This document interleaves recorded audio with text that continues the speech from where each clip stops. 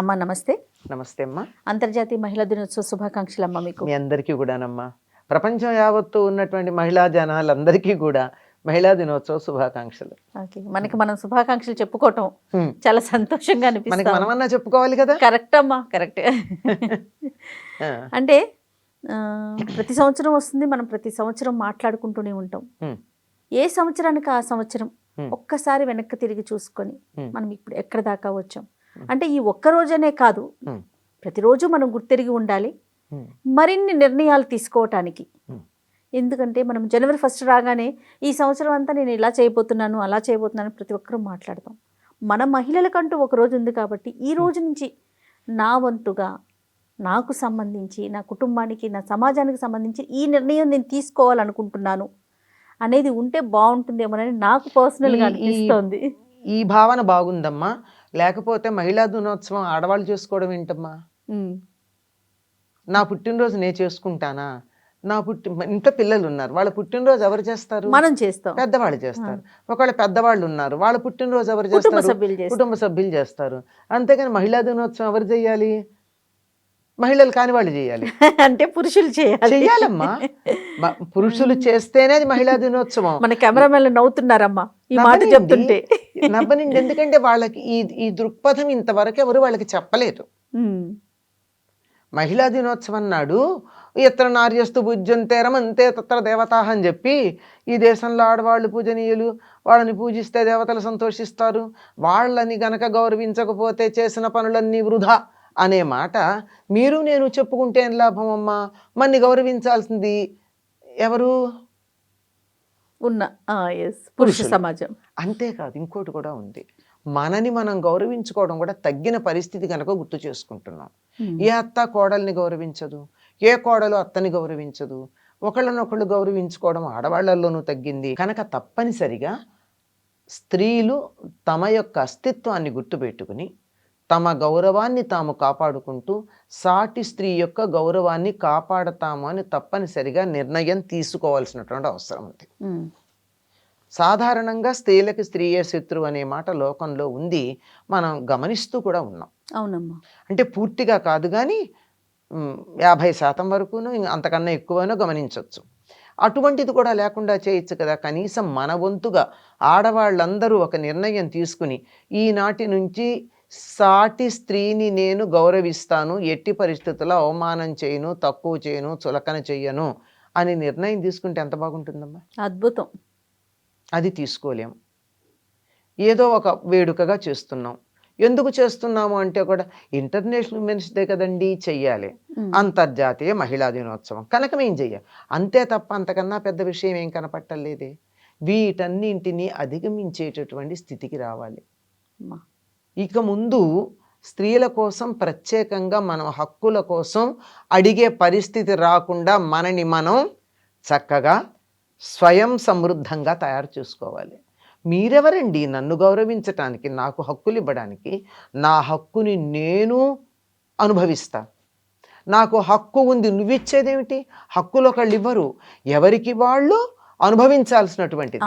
నా హక్కును నేను అనుభవిస్తాను అనే స్థితికి స్త్రీలు రావాలి. అది ఎప్పుడమ్మా? మన బాధ్యతని గుర్తించినప్పుడు కదా. ఎప్పుడు వస్తుందంటే నేనెవరు అన్నది గుర్తించి, నా బాధ్యతను గుర్తించి నేను స్వయం సమృద్ధమైనప్పుడు. మనం ఎంతసేపు విమెన్స్ ఎంపవర్మెంట్ లాంటి పదాలు వాడుతున్నాం. ఎంపవర్డ్ విమెన్గా ఎప్పుడవుతాం మనం? అలా కదా తయారవ్వాలి. ఎంపవర్డ్ విమెన్గా మనం మారాలి. దీనికి మన పూర్వ స్త్రీలు చాలామంది ఆదర్శప్రాయంగా ఉన్నారు. పూర్వకాలంలో స్త్రీలు అణగదొక్కబడ్డారు అనుకున్నారు కానీ ఎక్కడా లేదండి. అసలు వాళ్ళు ఏం మాట్లాడలేదు, వాళ్ళకి అన్నీ చక్కగా జరిగాయి. ఎక్కడన్నా తేడా వస్తే గట్టిగా క్లాస్ తీసుకున్నారు, ఉతికి ఆరేశారు, చీల్చి చెండాడారు, ఎక్కడా ఊరుకోలేదు. అమ్మా హాయిగా ఉంది కనుక మాట్లాడలేదు, లేని సందర్భాల్లో మాట్లాడాల్సి వచ్చింది, మాట్లాడారు కూడా. ఆ స్థితికి మనం రావాలి. ఏ ఒక్క స్త్రీని కూడా నువ్వు స్త్రీవి అన్న పేరుతో ఆవిడ్ని చులకం చేయకూడదు. నువ్వు చేసింది తప్పు అనుకో, నువ్వు ఆడదానివైనా మగవాడివైనా నీ తప్పు తప్పే, అంతే. నువ్వు ఆడదానివి కనుక ఈ పని చేయకూడదు అనే మాట ఉందే, అక్కడ వస్తుంది తేడా. ఉమ్, ఉమ్. కానీ గమ్మత్తు ఏంటంటే ప్రపంచం మొత్తంలో గనక గమనించి చూస్తే భారతదేశంలోనే స్త్రీలు అన్ని రంగాల్లోనూ చాలా ఉన్నత స్థాయిలో ఉన్నారు. ఇది ఒప్పుకుని తీరాలి, అందరూ ఒప్పుకున్న మాటే. ఎంతమంది స్త్రీలు మనకి యుద్ధ భూమిలో ఉన్నారమ్మా? ఫైటర్ విమానాల్లో కూడా ఈ సంవత్సరం ఈ మధ్య తయారైపోయారు కదా. మొన్న వరకు ఎయిర్ ఫోర్స్లో ఉన్న ఆడవాళ్ళు ఫైటర్ విమానాల్లో వెళ్ళేవారు కాదు, వాళ్ళకి గ్రౌండ్ డ్యూటీస్ ఉండేవి. ఇప్పుడు ఫైటర్ విమానాల్లో పైలట్స్గా ఉన్నారు కదా. అవునమ్మా. మన ఆపరేషన్ సింధూర్ చేసిన వాళ్ళు ఎవరు స్పోక్స్ పర్సన్స్గా ఇండియన్ ఆర్మీకి రిప్రజెంట్ చేస్తూ మాట్లాడిన వాళ్ళు ఎవరు? ఆర్థిక మంత్రి ఎవరు? రక్షణ మంత్రి ఎవరు? అవన్నీ మన దేశంలోనే సాధ్యం. ఈ స్థితి కొద్ది మందికే ఉంది అన్నది మనకు కనపడుతోంది. ఆ కొద్ది మందిని ఆదర్శంగా తీసుకుని అందరూ ఆ స్థాయికి రావాలి. ఖచ్చితంగా. అందరూ మహిళలకు మీరు ఏం చెప్తారమ్మా ప్రత్యేకించి? స్త్రీని ఎవరికి వాళ్ళు ఇంకొకళ్ళు మమ్మల్ని ఉద్ధరించాలి అని అడుక్కునే స్థితి నుంచి మారాలి. మనని మనం ఉద్ధరించుకోవాలి. మనం శారీరకంగా, మానసికంగా, ఉద్వేగపరంగా చాలా బలం పుంజుకోవాలి. ఆడవాళ్ళు అనగానే కళ్ళనీళ్ళు పెట్టుకుంటారండి, నెత్తి మీద గంగమ్మ ఉంటుంది అంటే ఎమోషనల్లీ తొందరగా డిస్టర్బ్ అవుతారని. అలా అవ్వడానికి వీల్లేదు. అందుకు ఆవేశపరంగా అని చెప్తున్నాను నేను.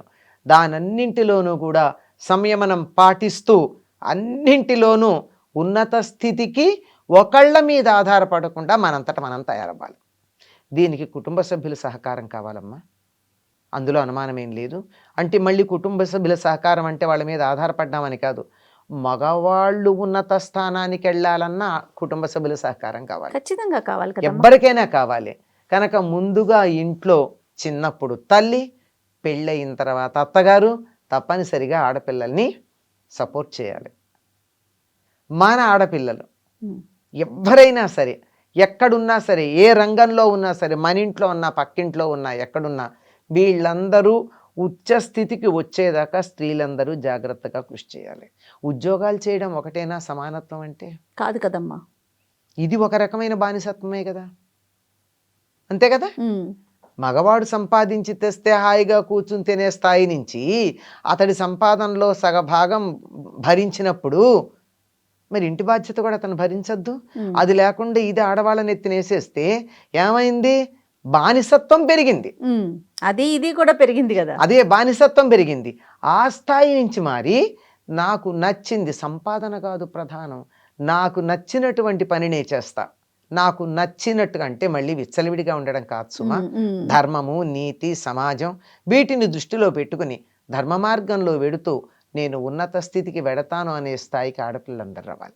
అణిగి మణిగి ఉండడం కాదు, అట్లా అని ఎదిరించటము కాదు, మన బాధ్యతను ఎగిరిపడము కాదు, బాధ్యతలు గుర్తిస్తూ ధర్మాన్ని అనుసరిస్తూ మన కర్తవ్యాన్ని మనం నిర్వర్తిస్తూ భారతీయ స్త్రీ ఇట్లా ఉంటుంది అని లోకానికి చూపించాలి. చాలా సంతోషం అమ్మ. మరొక్కసారి అంతర్జాతీయ మహిళా దినోత్సవ శుభాకాంక్షలు. అటువంటి స్త్రీలు ఈ దేశంలో తయారవ్వాలని కోరుకుంటూ అంతర్జాతీయ మహిళా దినోత్సవ శుభాకాంక్షలు. నమస్తే. And for more videos, please subscribe to iDream. Please subscribe to iDream. Please subscribe iDream. And please subscribe to iDream. For more videos, subscribe to iDream. please like, share and subscribe to the channel. Congratulations, iDream. Subscribe to iDream. Subscribe to iDream. So subscribe to iDream Media. iDream ki iDream team andarki huge congratulations. Please subscribe iDream Media. Please subscribe to iDream. Subscribe iDream. Please subscribe to iDream. iDream అంటే నా కళల channel subscribe చేసుకున్న నోరు తిరుగుతలేదు, మీరైతే గంట గుర్తు కొట్టండి. For more such videos, please subscribe to iDream. Subscribe to iDream. Please subscribe to iDream. Please subscribe iDream Media. Please do subscribe to iDream. Please subscribe to iDream Media. For best entertainment and information, please subscribe iDream. And don't forget to subscribe to iDream.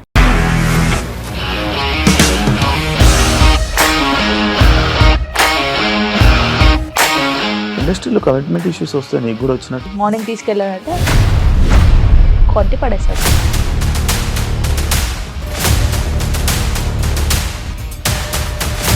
ఒక్కళ్ళు కూడా చూడలేదు ఈ cinema అని చెప్పడానికి కూడా చాలా ధైర్యం కావాలి. అది నిజం కదా, దాంట్లో ధైర్యం ఏంటి? ఇది నెక్స్ట్ డే ప్లేట్ మార్చేస్తే తప్పు కదా. As of now we are comfortable this అని నేను అనుకుంటున్నాను. రష్మిక గారిది మీది ఒకే ఊరంట కదా.